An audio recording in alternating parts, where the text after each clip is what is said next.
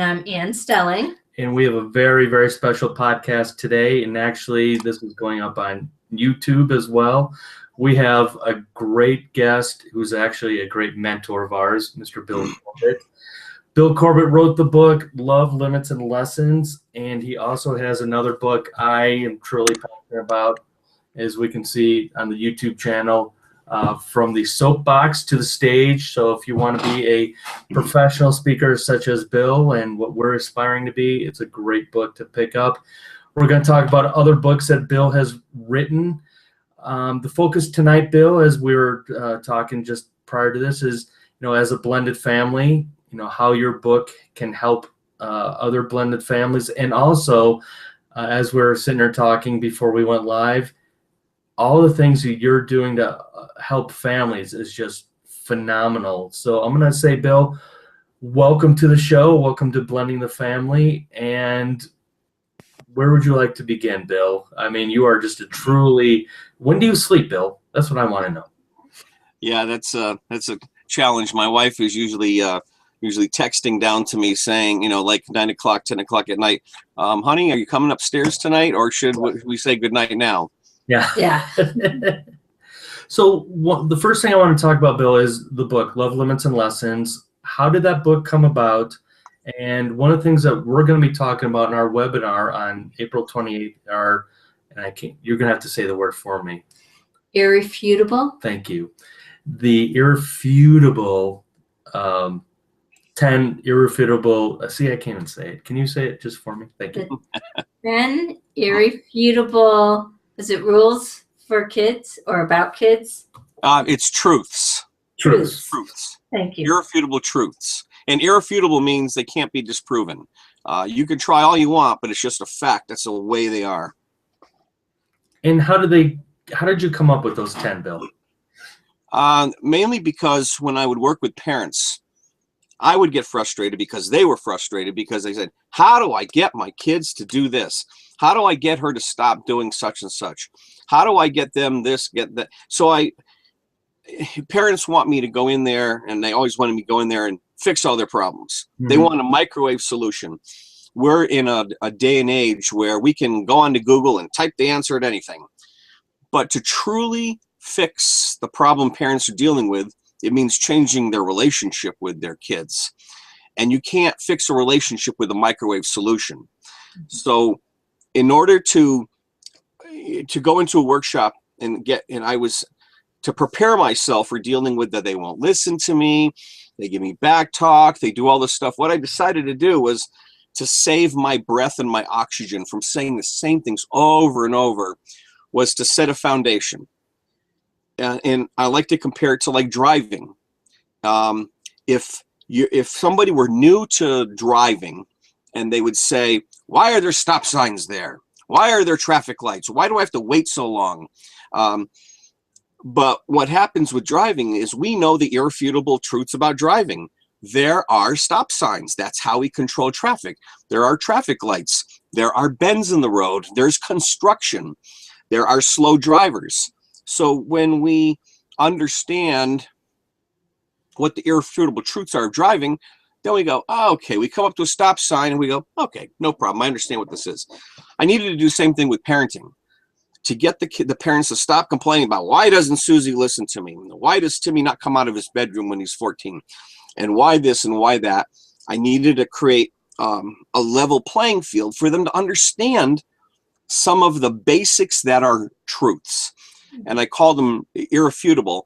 There's a business book out there called The Irrefutable Laws of Leadership, Irrefutable Laws of Teamwork. And I love that title. So I needed to create that for parenting. So when we lay out the foundation of the truths and say, this is the way kids are, and this is why, then parents can sit back and go, oh, I get it. All right, now I can change the way I parent. I can change the way I communicate because I understand what the truths are. And it makes parent education a lot easier if we get the basic truths out of the way first. Then they're ready to accept. It's just like, when we talk about adolescence, back talk. Why does my kid give me back talk? Well, the irrefutable truth of that is that they're separating themselves from their parents. So they give back talk. Teenagers and tweens give back talk. That's their way of separating. And if we understand why they're separating and why they have to separate, then it makes parents go, oh, I get it. And with that also, we weren't allowed to give back talk. So part of an irrefutable truth is we can't parent the same way we did back then. Back talk is not disrespect. It's just their way to separate. So if you don't like it, walk away. I love what I was doing a workshop one night, and there were a lot of dads in there, and they go, I'm sick and tired of my kids giving me back talk. And I said, how many here want an instant technique to use with back talk with kids? All the hands go up.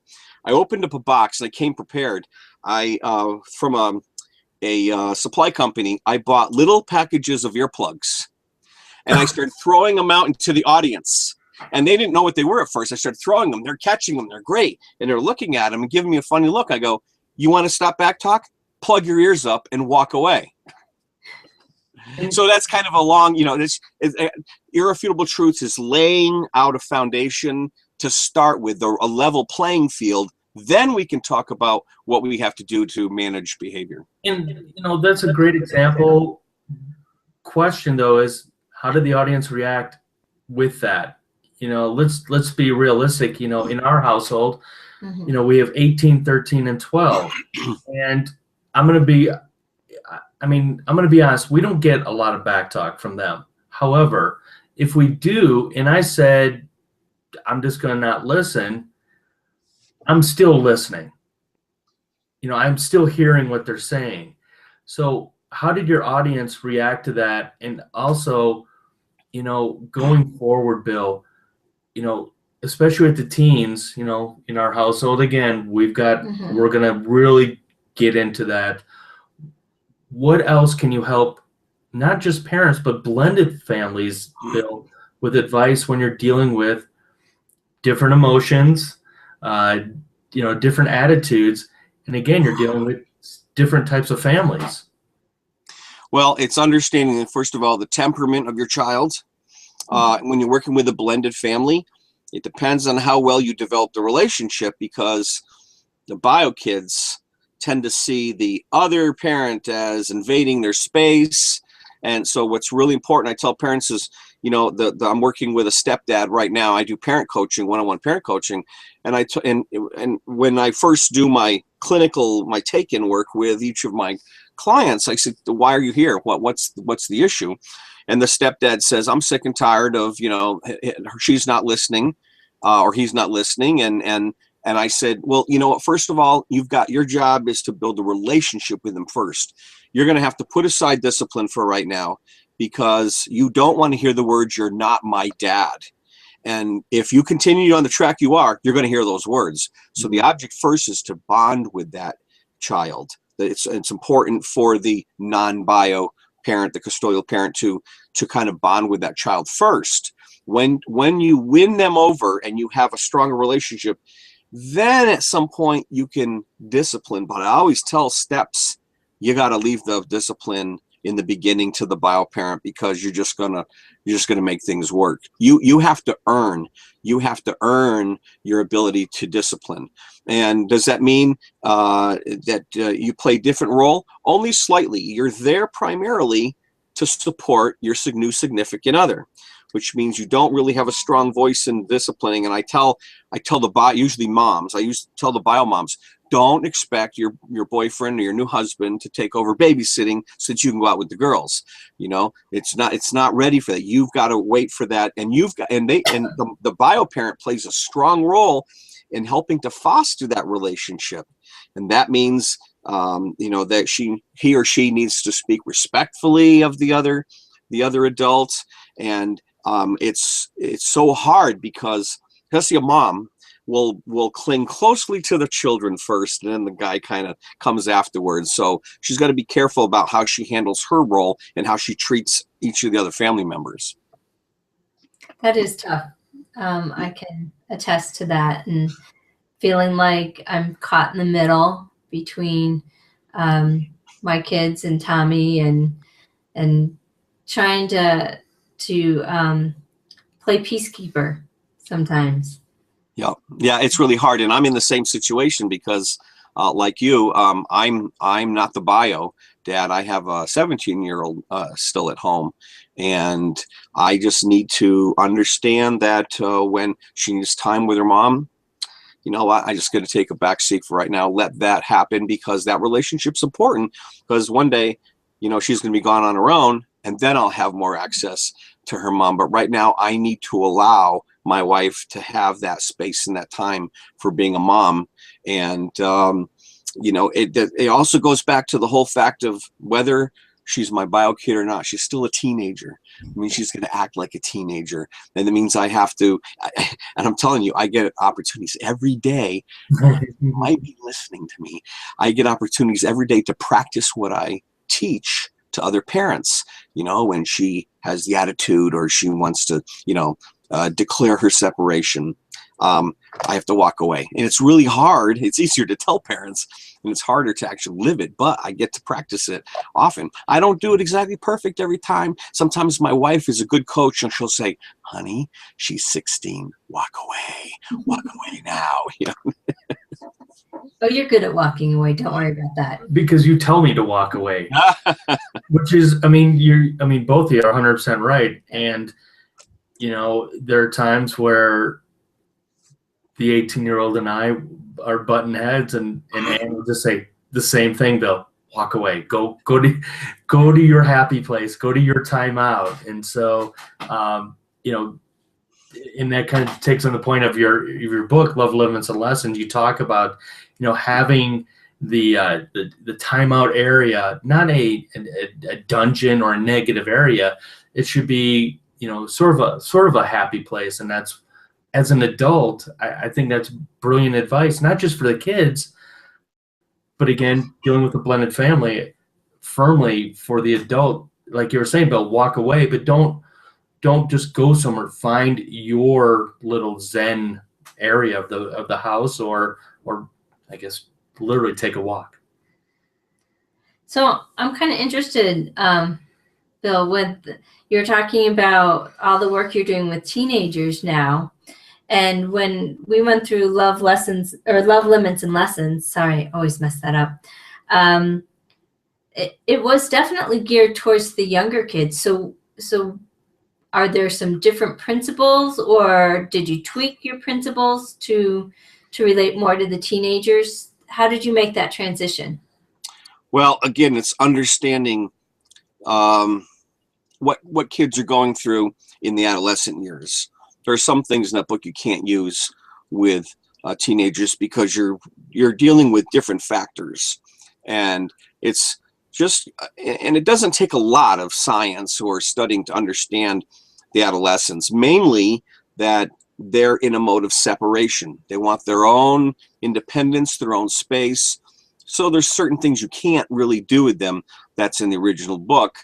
But a lot of the main principles are there. It's all remaining calm.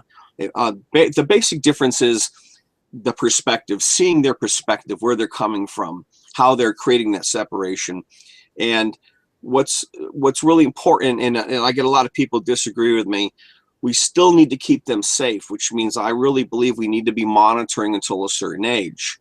Mm-hmm. Now, people say, well, what age can you reduce the amount of monitoring you're doing with your kids, especially online?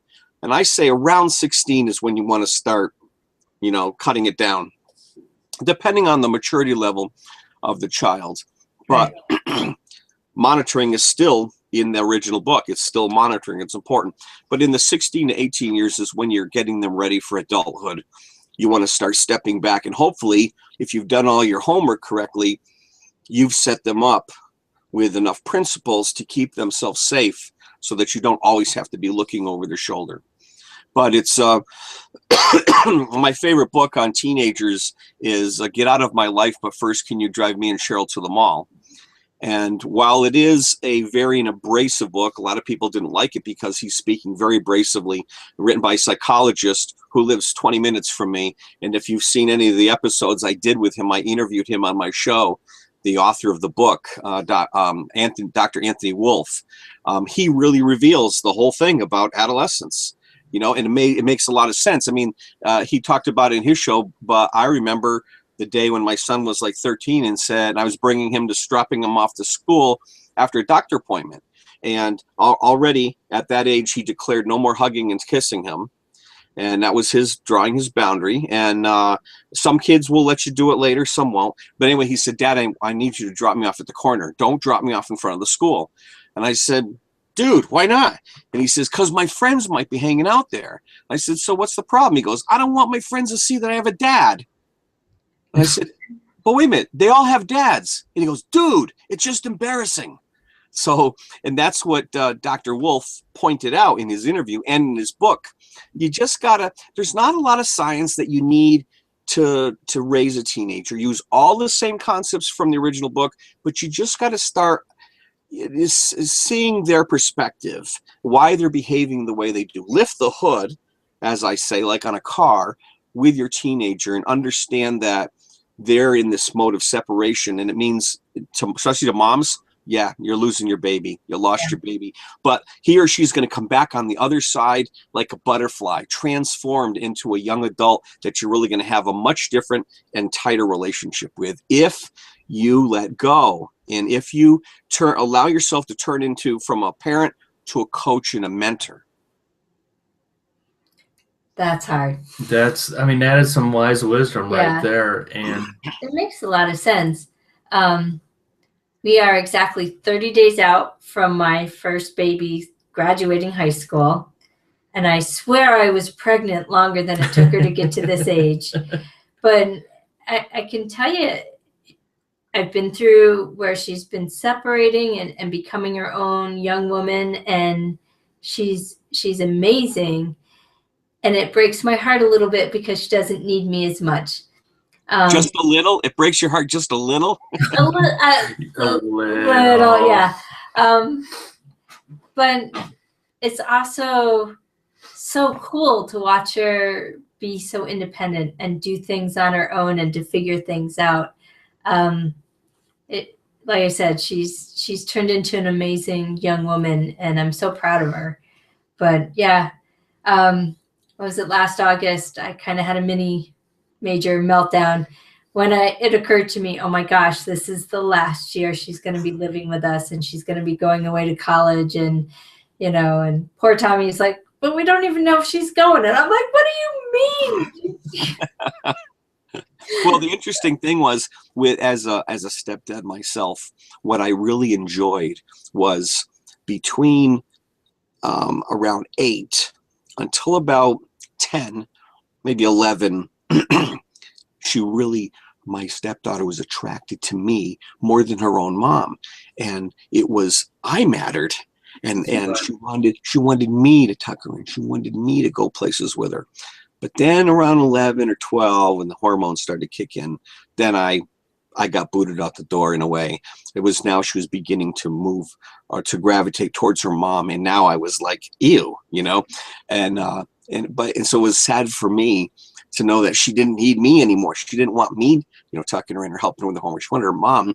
But it was hard for me in the 8 to 10 range to watch her mom feel sad, that she was getting rejected. So the one thing we have to tell blended families is different parents may be favored at different times.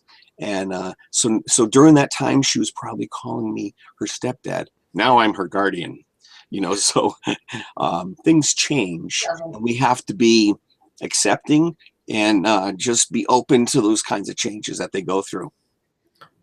I thought we helped you, Bill, regarding changing your vernacular. I thought we got you over that step word. Yeah. That's okay, Bill. Right. Bonus. Yeah. My wheels are turning too, because with Becca, who's 13, that's our relationship is the one you were just describing, the 8 to 10 range. But there are times now, because we have Ann's nephews now moved in with us, another East Coast transplant coming to Colorado, and I can see, where Becca is gravitating towards him. But I think I'm gonna be at that stage in my life when Becca finally says, she doesn't need me to give her rides, or doesn't need me in those situations, because my last resort is my own son Connor, who eventually, when he hits 13 next year, going to be like, dude, quit hugging me, man. Same thing, Bill. Well, I've talked about agreements, setting up agreements with your kids, and I've used that with my kids all while they're growing up. And I remember the day my son came to me with a sheet of paper, and he walked into my office and he said, "Dad, is now a good time for us to talk?" Because that's what I used to say. And I said, "Sure." And he said, "I need you to sign this." And he handed me a sheet of paper, and it said, "I, Dad, solemnly swear to no longer kiss my son in public." And and he made me sign it. It was the agreement. And there was even a consequence at the bottom. The consequence was that I would have to pay him $5 for every kiss that I gave him in public. So did you give him a $20 bill and say, "Here you go"? Yes. Right? Yes. Yeah. Until he took the consequence away and said, "All right, never mind the consequence." So the other thing we found very interesting as we were talking before we went on is what you're doing now with teenagers and parents. Teens at risk. And I was like, my eyes lit up, because that's something that Ann is heavily involved with in her line of work. So can you tell our Blending the Family podcast what's going on in that new chapter in your life, Bill? Well, I think once you learn the basic concept of child behavior and where parents are struggling, I realize that there's a whole audience out there of parents who probably won't ever get to a parenting class, and they really need to be. Well, they're causing problems with their kids. Their kids are left on the street. They don't like their parents. They want to be at home. They want to escape early. And so now this population is causing a lot of problems. We've got a lot of kids out on the street that, while you guys and I, as parent educators, we may need to tweak what we do to reach the other populations. A lot of times parents will say to me, "Well, you know what, why don't I just bring my kids to you and you'll fix them and then we'll be all set?" And I say, that's great, but you know what, as soon as they go home with you, everything's going to fall apart, because parent education is important, because it's the parents that really need to work with their kids. But in some situations, there's no helping those parents for whatever reason, and we may need to go directly to the at-risk kids and teens in my case. So I'm working a lot with agencies that have therapeutic mentors, which is I never even realized that position existed. It's where it's like primarily in counseling centers or camps, where they work with the kids. A therapeutic mentor is usually a young person very close in age to the teen years, usually in their first, their early 20s. And they get paid to work with these teenagers, to bond with them, to help them open up. And so I'm working with therapeutic mentors, I'm working with camp counselors, I'm working with youth workers, the folks who work at government agencies to teach kids how to dress, how to speak appropriately, so that when they go in for an interview, they're more likely to get hired. That means teaching. What they do is they have to teach youth how to look adults directly in the eye, how to smile, how not to mumble their words, how to pull their pants up so they're not hanging down to their knees, appropriate dress and behavior in the business environment. And there's a huge need out there for anybody who can work with the youth workers and help them with their job of getting these millennials, these young kids, ready to go into the workforce. We use a curriculum called Bring Your A Game to Work, and it's written and geared towards teenagers, and it talks about the 7 A's, and I know I'll never get all 7 A's, but appearance, attendance, appreciation, attitude, are just a few of the things that we talk about. And yeah, so appearance, and we talk about, yes, you may want to dress this way and express your style, but look around you at work, and you need to fit in at work. You know, being appreciative of having a job, and attending, getting there to work on time, doing your work, all of that. And it's a great book, and it's goes along with the video, so you get to see some of the stuff, and it kind of, it's dorky sometimes, but it gets the point across and gets the kids to laugh, and kind of sticks in their head a little bit more. So and we also have a program. It's the TIGHT program is what we call it, and it's an acronym. And again, not good with the acronyms, but what these kids do is they're at risk, like who you work with. We help them get their GED. Many of those kids are so smart, but just could not handle school, could not sit still in a classroom.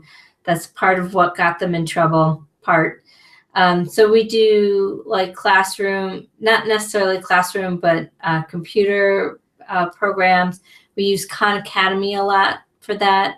And then in the afternoon, they go out and they learn skills, and they go to job sites and learn things like get certified on chainsaws, do filing, do all sorts of stuff all over the county.